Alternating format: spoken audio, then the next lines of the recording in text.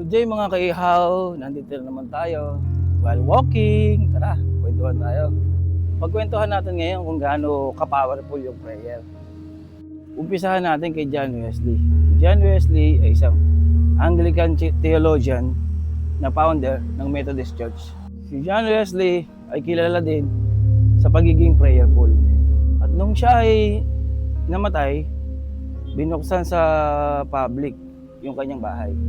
At noong 1940, may grupo ng mga theologian, mga Bible school students ang field trip sa bahay niya.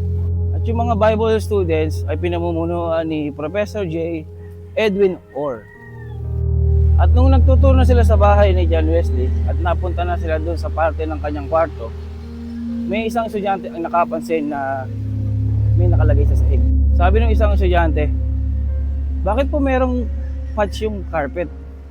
Sabi ni Professor J. Edwin, butas daw yun. Kasi doon daw lagi lumuluhod si John Wesley para mag-pray.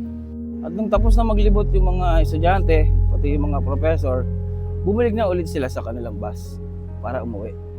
At nung nasa bus na silang lahat, nag-head count sila, may kulang.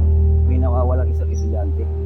Kaya naman, dali-dali bumalik si Professor J. Edwin doon sa bahay ni John Wesley.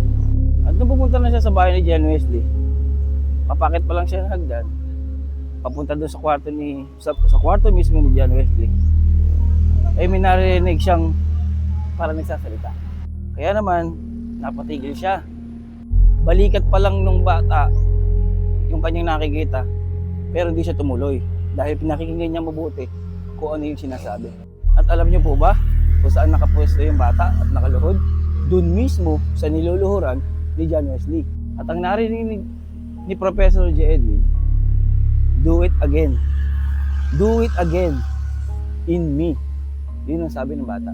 At ayun na nga, yung bata na yun ay walang iba kundi si Billy Graham.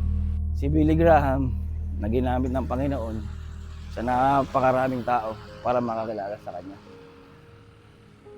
Kaya naman kapatid, kung yung prayer ni Billy Graham tinupad ng Panginoon, paano pa kaya yung prayer mo? Kaya, mag-pray lang tayo na mag-pray. Huwag tayong titigil. Darating ang panahon, in God's perfect time, tutuparin din ng Diyos ang lahat ng panalangin natin. God bless everyone.